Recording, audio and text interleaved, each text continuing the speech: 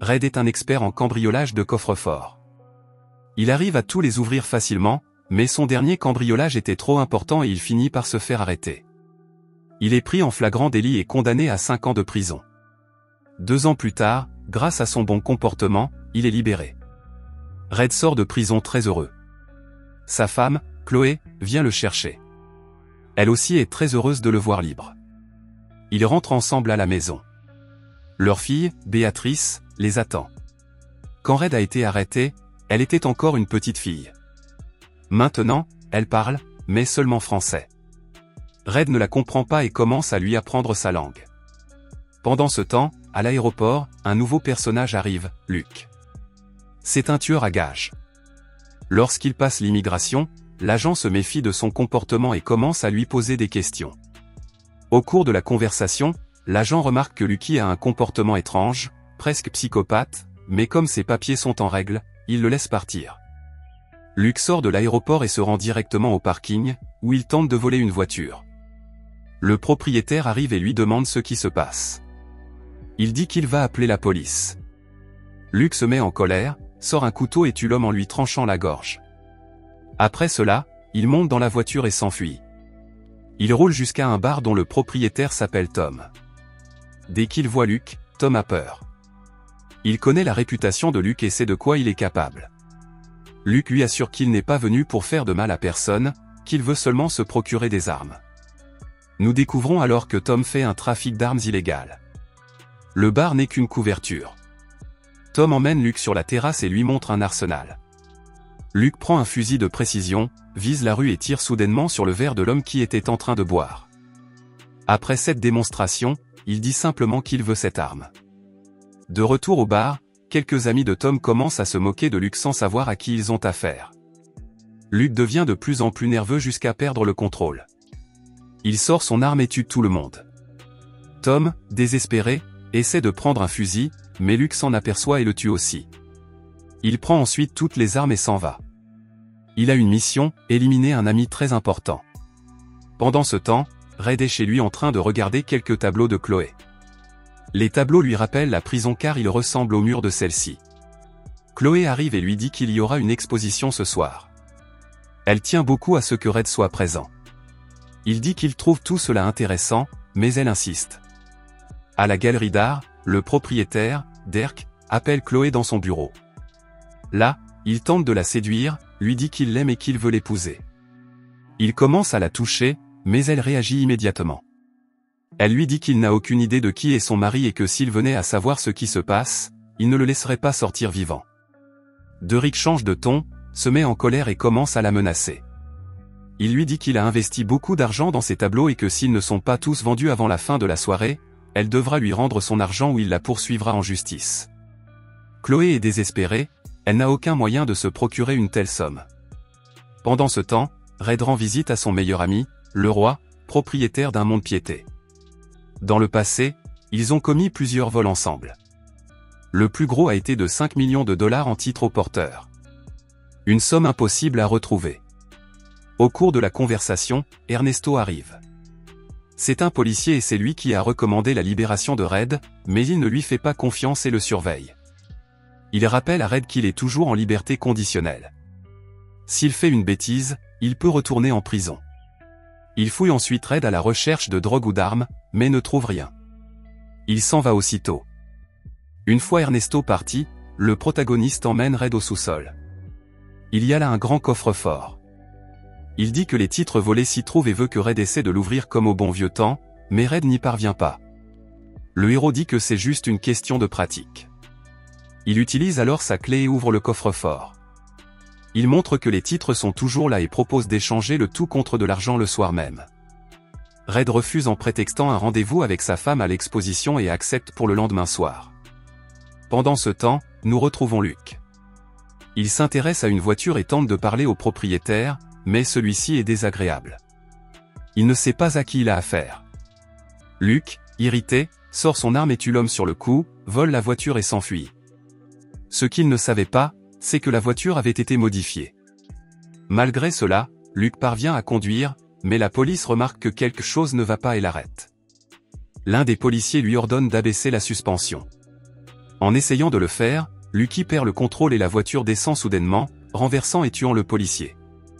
L'autre agent prend peur et appelle immédiatement des renforts, mais Luke s'en rend compte et ne perd pas de temps. Il tue également le deuxième policier avant qu'il n'ait fini d'appeler la galerie d'art. Red arrive avec le roi. Chloé est très heureuse de le voir là. Ernesto est également présent, mais l'ambiance change rapidement. Les personnes présentes n'apprécient pas les tableaux. Elles disent qu'elles ne ressentent rien en les regardant, qu'il manque d'émotion. Red entend ces commentaires et est un peu agacé. Pendant ce temps, à la maison, Béatrice est avec sa professeure Lolita. Il est déjà l'heure d'aller se coucher quand quelqu'un sonne à la porte. Lolita va ouvrir. C'est Lucky. Il entre sans rien dire. Lolita se méfie et essaie de l'empêcher d'entrer. Elle prend un couteau pour se défendre, mais elle n'a aucune chance. Luke la tue facilement. Béatrice voit tout et panique. Elle court dans la maison pour essayer de s'échapper. Luke lui tire dessus, mais la rate. La jeune fille parvient à s'enfuir. À ce moment-là, nous découvrons la raison de la visite de Luke dans le village. Il est venu uniquement pour tuer Red. Luke commence à fouiller la maison à la recherche d'indices. Il trouve une invitation à la galerie d'art et comprend immédiatement où se trouve Red. De l'autre côté, Béatrice, bien qu'effrayée, a réussi à arriver là-bas. Peu après, Luke fait irruption dans la galerie et commence à tirer sur tout le monde. Tous ceux qui se trouvent devant lui meurent. Le sang des victimes éclabousse les tableaux. Les gens crient désespérément, mais Luke ne s'arrête pas, il continue à tuer sans pitié.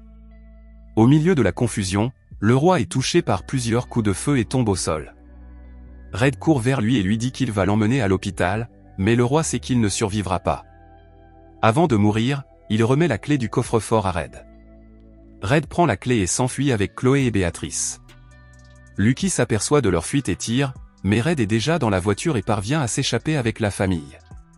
Chloé, sous le choc, demande qui est cet homme qui a essayé de les tuer.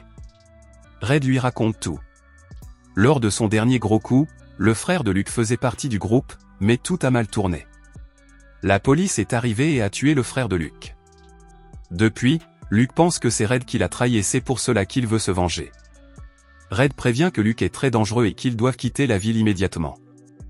Il révèle également la vérité sur les titres qu'il a volés à Cleroi. Ils n'ont jamais été brûlés comme tout le monde le croyait, ils sont toujours cachés et en sécurité. Chloé, en entendant parler des titres, dit qu'elle n'a pas le choix. Ils doivent les récupérer et les échanger contre de l'argent. Les titres sont leur seule issue. Red conduit jusqu'au mont-de-piété de le roi. Il entre et prend tous les titres, mais Luke arrive entre-temps, pointe une arme sur Béatrice et oblige Chloé et sa fille à descendre de la voiture. Il emmène les deux femmes au sous-sol, où se trouve déjà Red. Overlook, Red comprend que personne ne sortira vivant de là, alors il essaie de négocier. Tu peux garder les titres, tu peux même me tuer. Laisse seulement ma femme et ma fille.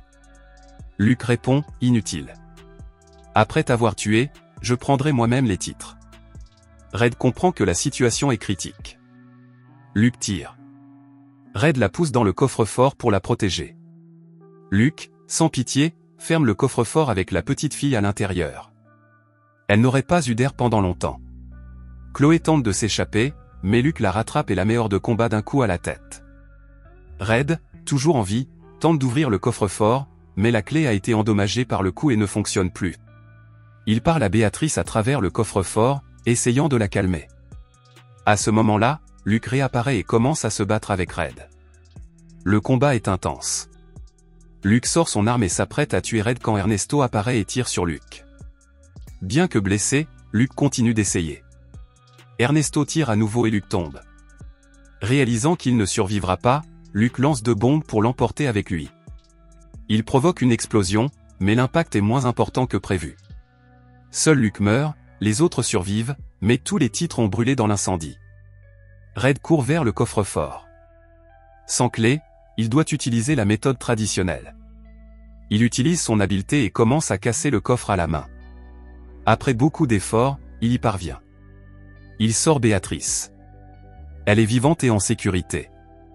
Red se prépare déjà à être arrêté, mais Ernesto le surprend, disant qu'il a tout vu et que Red n'a rien fait de mal.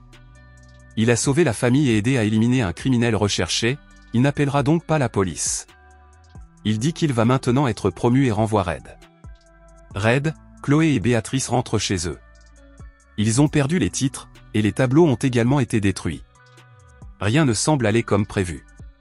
C'est alors que Derek apparaît. Il révèle une surprise. Toutes les peintures de Chloé ont été vendues à l'exposition, même celles qui n'avaient plu à personne au début.